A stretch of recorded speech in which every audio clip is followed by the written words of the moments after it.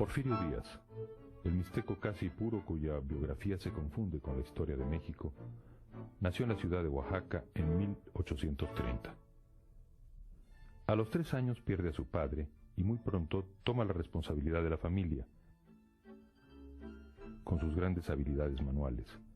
Hace sillas, mesas, pupitres, zapatos, labra culatas, arregla pistolas y fusiles. Mientras tanto, su madre atiende a los huéspedes del mesón La Soledad, el único de la ciudad en aquella época.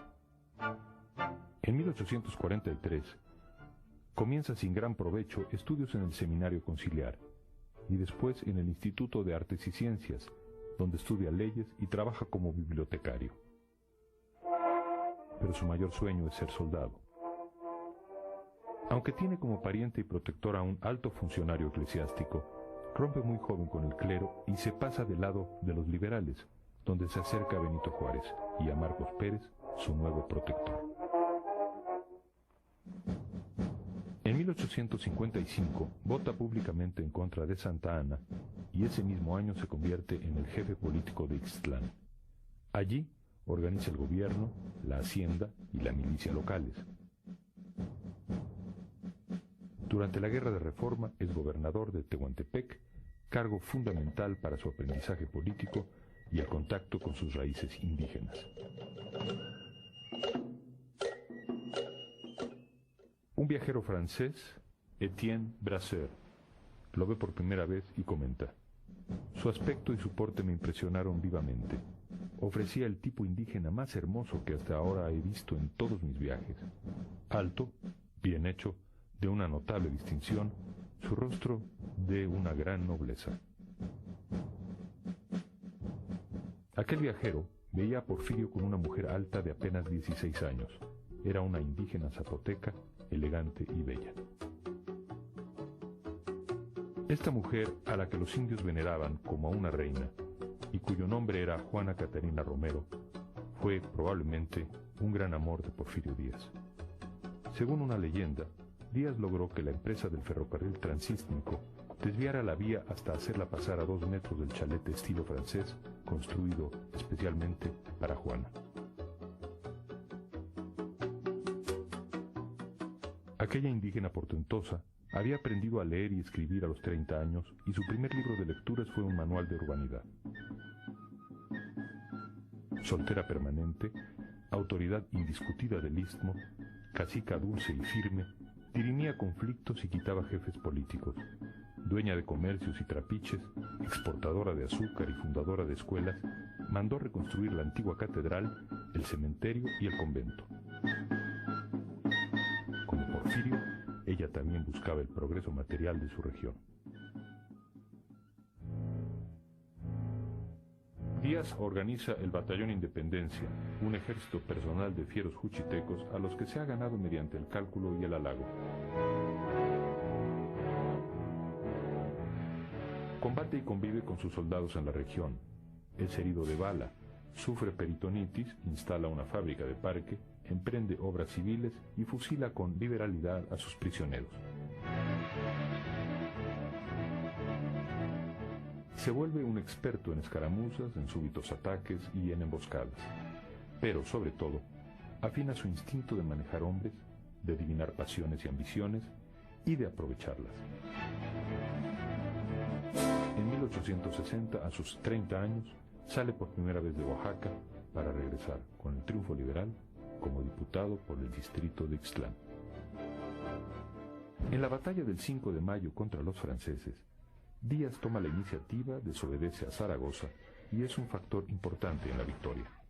Porfirio le escribe una carta a su hermana Nicolasa. Hemos tenido pérdidas considerables, pero hemos matado muchos, messieurs. Tengo un repertorio de zarandajas, como fundillos y gorras coloradas, cruces y medallas, armas, etc. En fin, que nunca he tenido más gusto ni día más grande que el 5 de mayo. Juárez lo designa comandante del Ejército de Oriente. Después de 4 años de lucha, participa en una serie de victorias. En la batalla de Miahuatlán, con un puñado de hombres sin disciplina ni artillería y con parque para 15 minutos, derrota a un enemigo con el doble de hombres perfectamente armados. En la Carbonera, sus tropas luchan ferozmente, casi sin rifles, solo con mosquetes, machetes o a puño limpio. El 2 de abril de 1867, Díaz se apunta el triunfo mayor de su larga carrera militar, la toma de Puebla. El 15 de julio, el presidente Juárez entra a la capital e inicia el breve pero luminoso periodo de democracia plena conocido como la República Restaurada. En aquel momento, el general Díaz entrega al licenciado Juárez un buen superávit en efectivo, los 35,000 hombres de su ejército y su renuncia. Tiene la convicción de haber sido él y no Juárez el verdadero artífice de la victoria, pero Juárez piensa que el triunfo, más que de las armas, ha sido de la ley. Ese año, Porfirio Díaz se casa con su prima Delfina Ortega. Para los liberales, la salvación de México radicaba en el apego estricto a la Constitución del 57 y el ejercicio de la democracia. Díaz se había formado en esas ideas, pero había combatido para defenderlas con la espada, no con la pluma. Al sobrevenir la victoria, no podía justificar el licenciamiento de las tropas, mientras que Juárez, Lerdo, Iglesias y otros tinterillos, como les decía, se aprovechaban de un triunfo que, según él, no les pertenecía. Por lo pronto, con 37 años de edad y 37 campañas en su haber, Porfirio Díaz se deja querer, renuncia a su jefatura militar y el gobierno de Oaxaca le regala la hacienda de la Noria, donde construye represas, siembra pacíficas cañas e instala una no tan pacífica fundación para fabricar pólvora, cañones y municiones.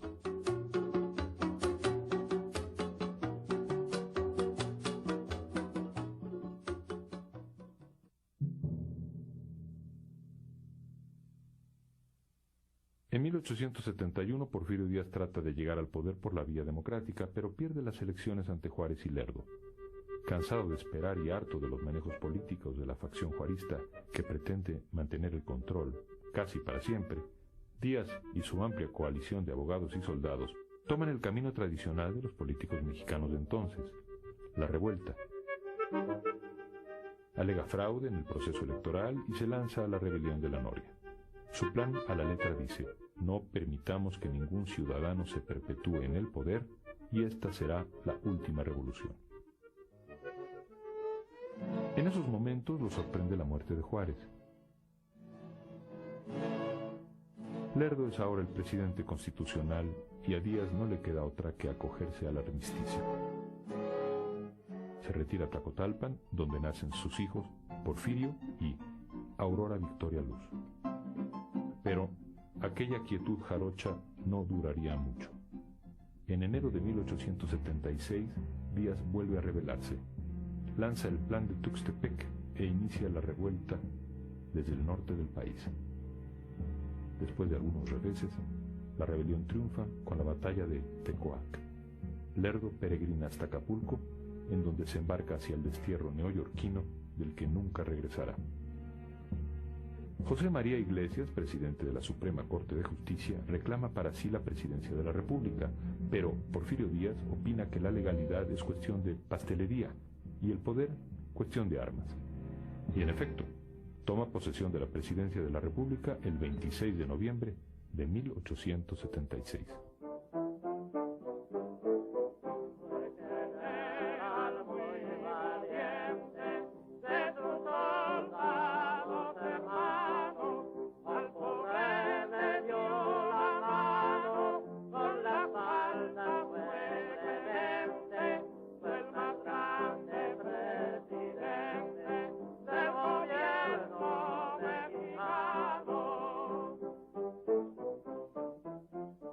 El tránsito de Porfirio Díaz del mundo indígena al moderno no había sido tan largo ni tan drástico como el de Juárez. Aunque vivió su primera juventud en la ciudad de Oaxaca, rodeado de gente blanca, sus años decisivos de aprendizaje militar transcurren en el corazón del Istmo, donde casi nadie habla español y donde, además, había establecido una relación profunda con aquella Juana Catra. Pero quizá la muestra más clara del tránsito de su identidad está en lo más obvio, su aspecto. Las fotografías revelan el paso del chinaco hosco, con aspecto indígena, de bigotes, al fuerte pero vivaz mestizo, al hierático y sonrosado dictador con el pecho cuajado de medallas. Antes que nada quiso ser y fue la personificación de la autoridad. Porfirio Díaz se veía a sí mismo como el inmenso padre de una grey de niños ambiciosos, dependientes, irresponsables, y pensaba, ¿cómo instaurar la democracia en un país de menores de edad? Solo con el tiempo y la obediencia al padre severo, pero no despótico, un padre inescrutable, indígena y español, antiguo y a la vez moderno. Para enfilar al país hacia el progreso material no había otro camino, según Porfirio, que atender las muelles, no las leyes. Toda la experiencia política, militar y administrativa que acumuló en sus más de 20 años de andanzas en la guerra y toda la sabiduría heredada de sus antepasados serían ahora puestas al servicio de una idea con dos caras: someter a la nación y consolidar su poder personal. El proceso duraría 12 años.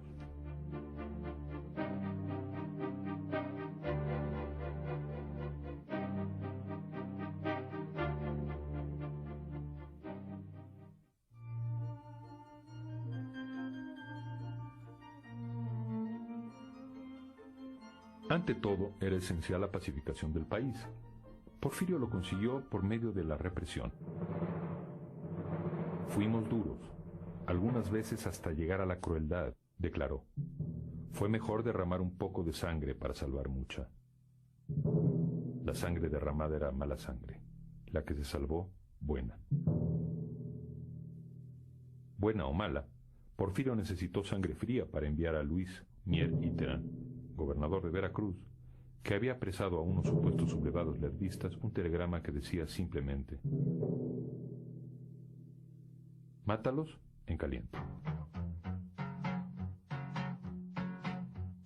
Porfirio Díaz al triunfar pesó muy bien su balanza, a muchos mandó matar, que les tenía desconfianza.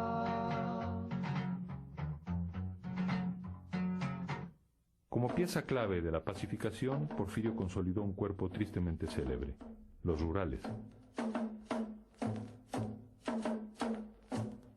Quizá los episodios más crueles del porfiriato ocurrieron en la Guerra del Yaqui. A pesar del asesinato del jefe Cajeme, de la colonización del valle que, a juicio de los yaquis, Dios les había entregado, y a la brutal deportación masiva al Valle Nacional, el gobierno no pudo llegar a un armisticio definitivo.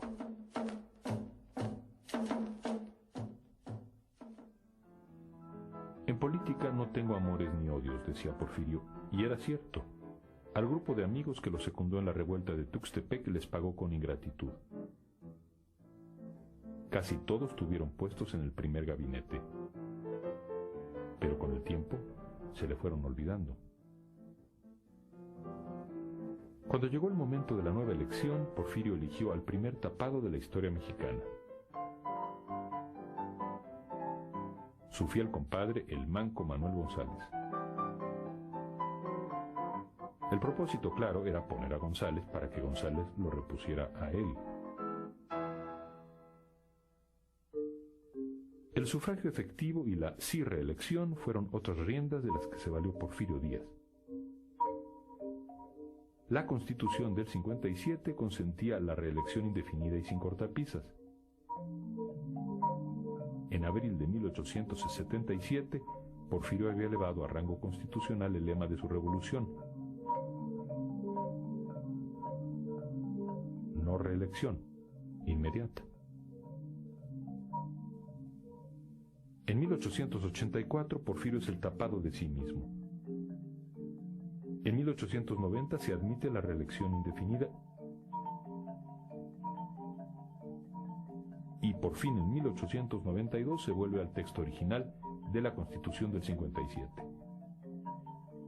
En cuanto al sufragio, un periodista contemporáneo comentaba: en los estados el voto fue directo. Votó el gobernador.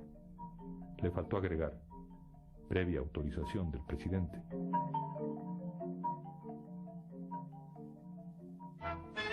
La consolidación de su poder personal requería la domesticación de los poderes limitantes, el legislativo y el judicial.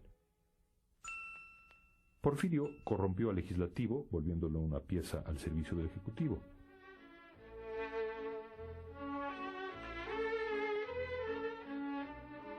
Todos los candidatos, en lugar de engorrosamente electos, eran convenientemente nombrados. De los 227 diputados que había en 1886, 62 eran de Oaxaca. La Cámara parecía un club de amigos de don Porfirio o de su esposa.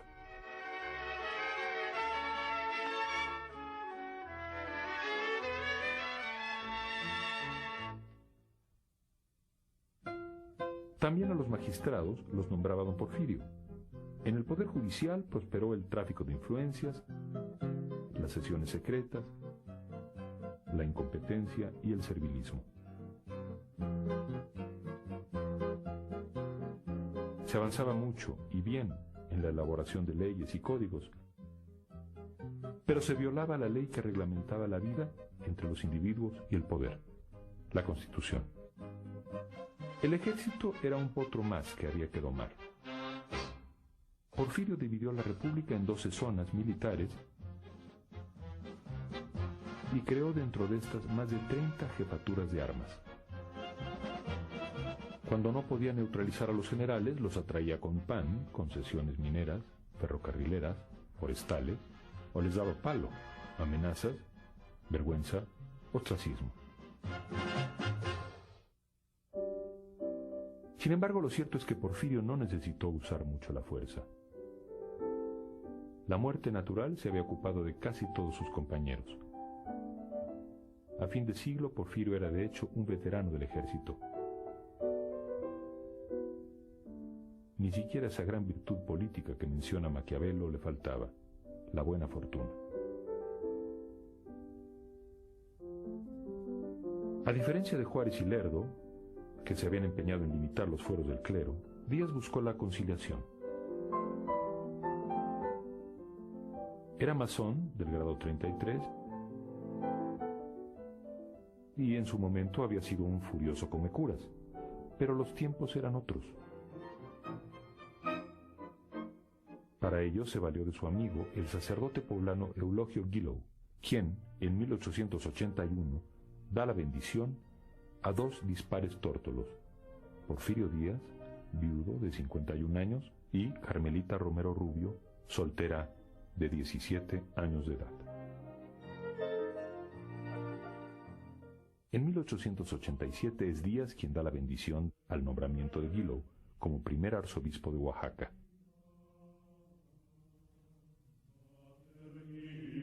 Es indudable que en tiempos de Porfirio Díaz el clero recobró fuerza.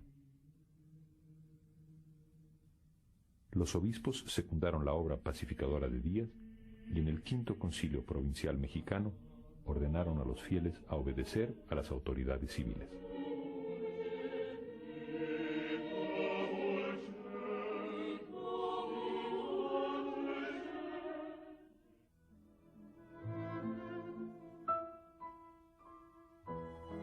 El progreso material, la paz y el orden fueron los objetivos declarados de esta época.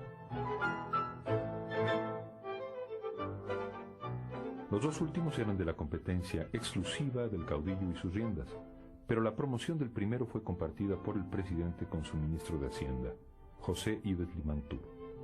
A partir de su llegada al gobierno en febrero de 1893, Limantour logra verdaderos milagros.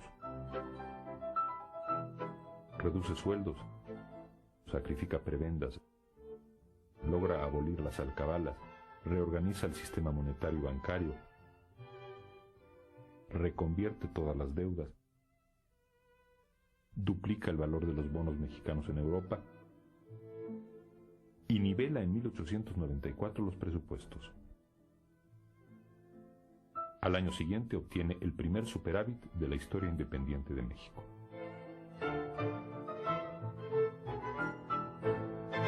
Al finalizar el largo régimen,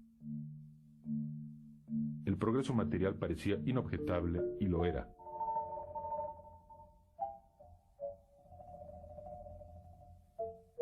El primer avance, el decisivo, era la integración física del país gracias a la red ferrocarrilera. En 1876 el país contaba solo con 638 kilómetros de vías férreas. En 1910 la cifra era ya de 19.280 kilómetros. Otros vehículos de integración que se desarrollaban eran los telégrafos. Con las vías de comunicación sobrevino el crecimiento del mercado interno y una vinculación mucho más activa del país con el mercado exterior.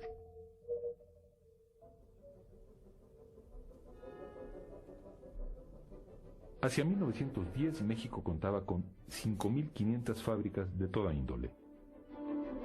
Papel, jabón, textiles, calzado, vidrio, cigarros, sombreros y la primera siderúrgica de América Latina. Era el primer productor mundial de plata, el segundo de cobre, el quinto de oro.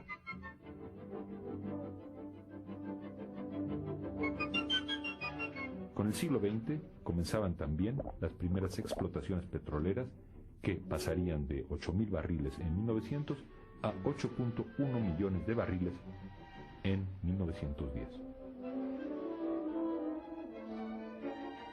Es indudable que Díaz abrió en exceso las puertas a la inversión extranjera. Sus críticos vieron siempre en esa política una de las grandes manchas del porfiriato. Pero lo cierto es que tras de admitir la necesidad del capital externo, Díaz y Limantour cuidaban de su orientación y equilibrio, y hacia fines del siglo quisieron atraer a inversionistas europeos para contrapesar la contundente inversión norteamericana en el país. Dos de los mayores timbres de orgullo para el régimen fueron la deuda externa y el manejo de las finanzas públicas. El desempeño financiero era sobresaliente, pero el problema era su limitada orientación social. Siempre trabajé y trabajé, siempre debiendo al tendero. Y al levantar la cosecha salía perdiendo el mediero. Nuestras chozas y jacales siempre llenos de tristeza, viviendo como animales en medio de la riqueza. Lo cierto es que la época porfiriana no tuvo ojos para la desigualdad y la miseria, ni en el campo ni en la ciudad. Nunca oyeron de su pueblo las quejas y los clamores. 1 de cada 2 niños moría antes de cumplir el año debido a la tosferina, al paludismo, la fiebre amarilla y varias enfermedades infecciosas. El 80% de la población era analfabeta y en las ciudades la distancia social era enorme.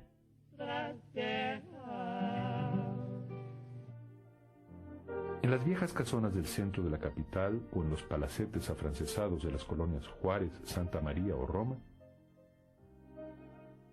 vivían los escasos empresarios de la industria, el comercio y los bancos, junto con los funcionarios científicos, los hacendados y los nuevos ricos.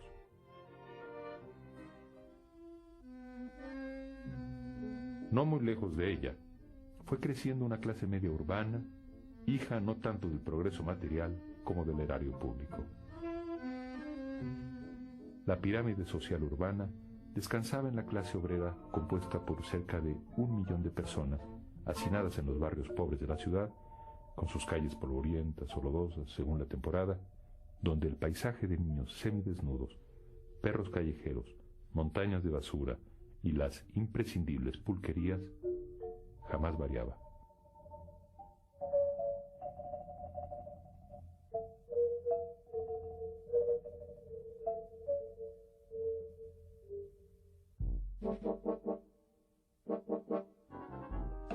En 1900 nació la primera oposición verdadera al régimen de Díaz. El 7 de agosto de ese año sale a la luz Regeneración, periódico cuyo propósito inicial es denunciar las arbitrariedades de la Administración de Justicia. Su director es el anarquista Ricardo Flores Magón, quien en 1902 se hizo cargo del periódico El Hijo del Aguizote, que había fundado Daniel Cabrera.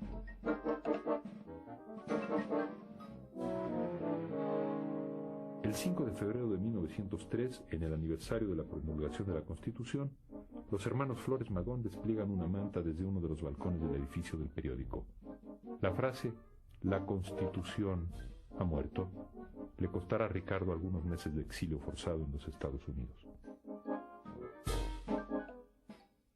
En noviembre de 1904, en Laredo, Texas, y con la ayuda de un hacendado simpatizante llamado Francisco I. Madero, Flores Magón vuelve a publicar Regeneración, que en un momento alcanza los 30.000 lectores.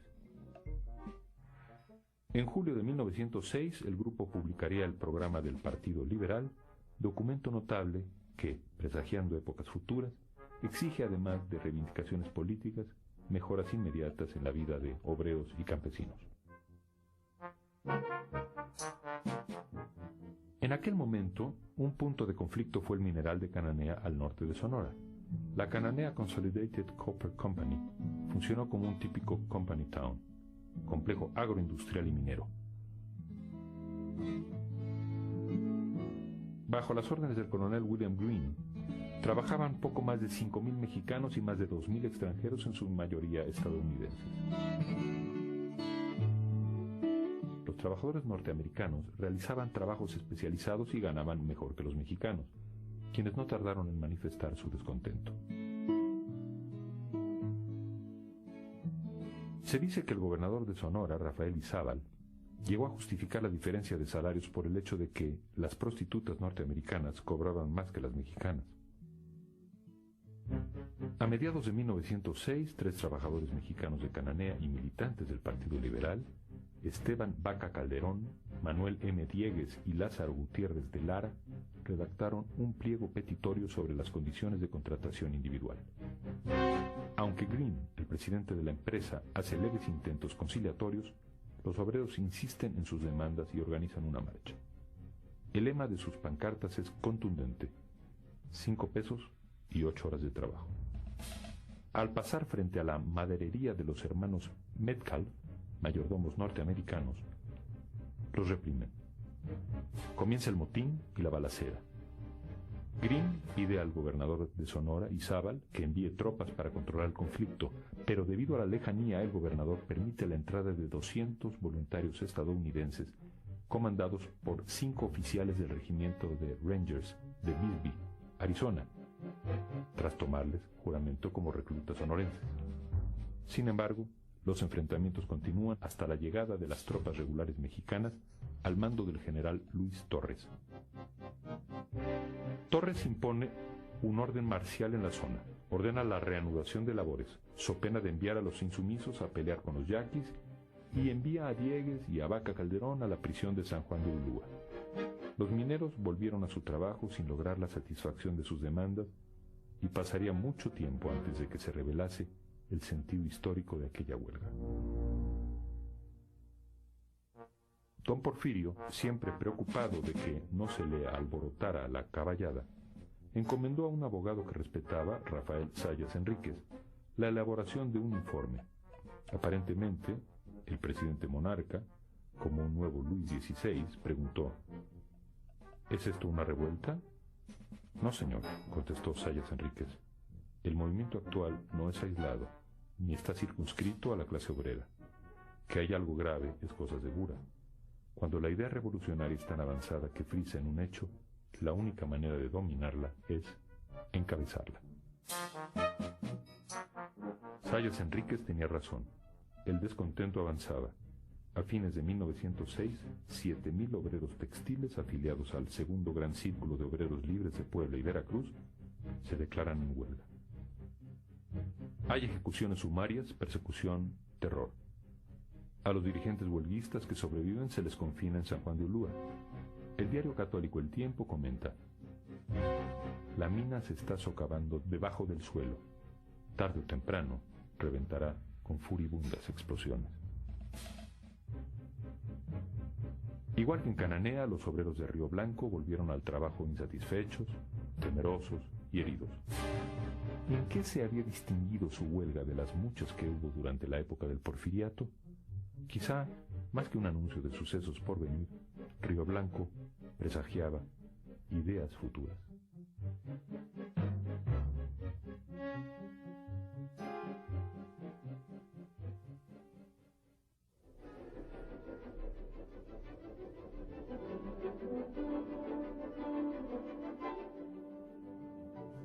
Un aspecto del gobierno de Porfirio Díaz que requirió un manejo astuto fue la política exterior. A lo largo de su gobierno se esforzó tenazmente por dividir para vencer también en política exterior. El múltiple acercamiento a Europa como equilibrio frente a los Estados Unidos fue uno de sus indudables aciertos. La prensa, en cambio, fue siempre una piedra en el zapato. En tiempos del Manco González se había instituido la ley Mordaza, que suprimía de hecho la libertad de imprenta. Un periodista podía ser apresado por cometer un crimen psicológico, como se decía entonces, o por una simple denuncia a su intención.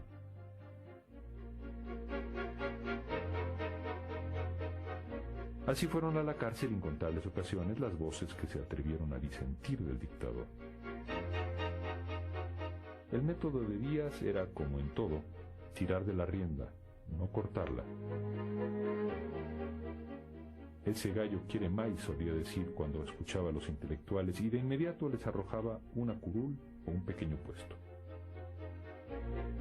Con las riendas en la mano se mantuvo en la silla presidencial, acrecentando sus dimensiones hasta abarcar las vidas y haciendas del país entero. Desde 1888, Porfirio Díaz disfrutó del poder absoluto, un poder que en justicia utilizó no solo para mandar, sino para promover un desarrollo material sin precedente.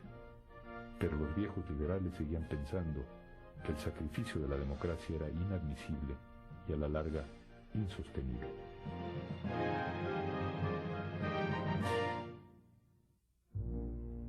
En la primera década del siglo, Díaz se enfrenta a crecientes dificultades políticas y electorales. Aunque en 1900 había declarado que un hombre de 70 años no es el que se requiere para gobernar una nación joven y briosa, lo cierto es que no tiene el más mínimo propósito de abandonar la amada silla. En marzo de 1908 aparece en Pearson's Magazine una entrevista del periodista norteamericano James Quillman con Porfirio Díaz, y poco después se reproduce en México.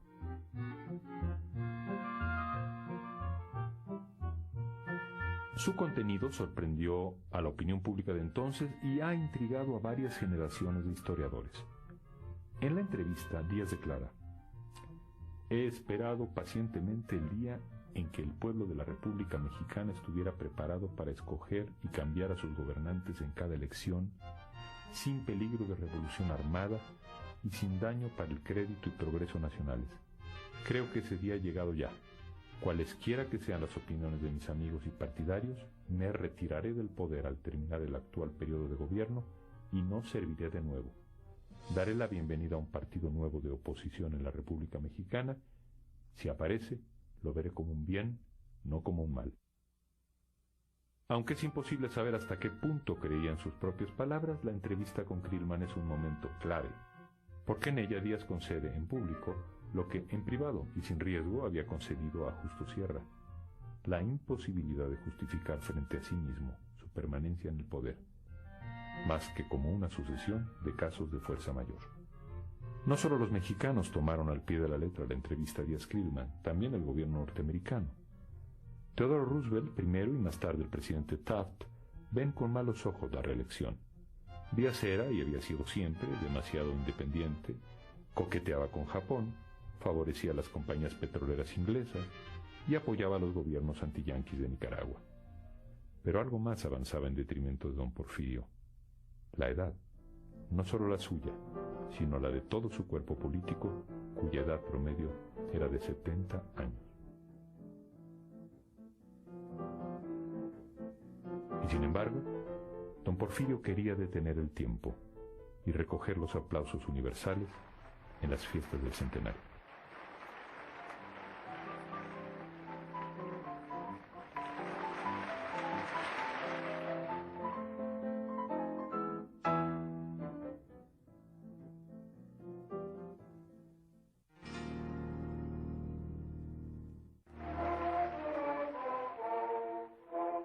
Y llegó aquel septiembre de 1910, la inauguración del manicomio de la Castañeda, un desfile de carros alegóricos del Paseo de la Reforma al Zócalo, honores infantiles a la bandera, banquete al cuerpo diplomático, estreno de la Escuela Normal Superior, reapertura por Justo Sierra de la Universidad Nacional, estatua de Humboldt en la Biblioteca Nacional, bombas de agua en la Condesa y Nativitas.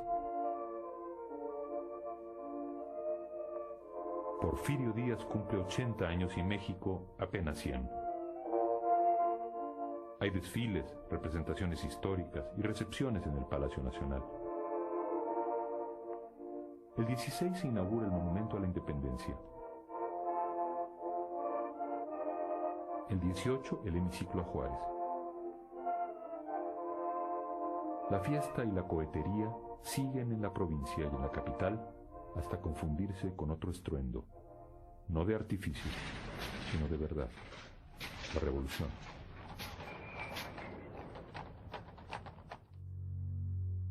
Hay en don Porfirio un dejo de fatalidad. Sabe que el agravio a la democracia es real. No es tan fuerte como aparentaba. Se duerme en las reuniones, se ha vuelto achacoso y, peor aún, desmemoriado. Por eso no quiere o no puede pelear. Y en la remota ciudad Juárez, los maderistas piden la única prenda posible para pactar, su dimisión.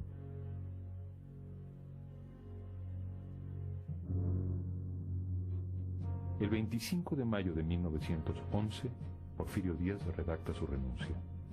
Poco después, desde Veracruz, parte al destierro en el vapor Ipiranga. Luego el expresidente de México se fue para la vieja Europa, hizo su embarcación. Dejó a la pobre patria en un cruel padecer, inundada de sangre y los que con pasión.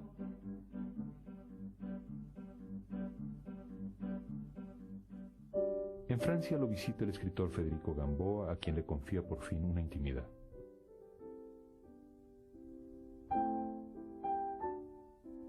Me siento herido. Una parte del país se alzó en armas para derribarme y la otra se cruzó de brazos para verme caer. Las dos me eran deudoras de una porción de cosas.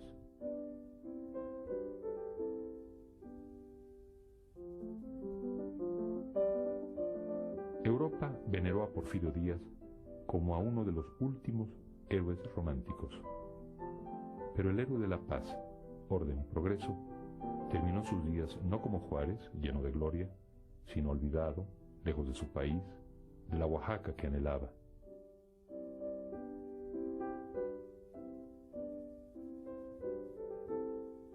Lejos de Juanacata, la mujer indígena que recordó, mencionando su nombre, antes de morir, el 2 de julio de 1915.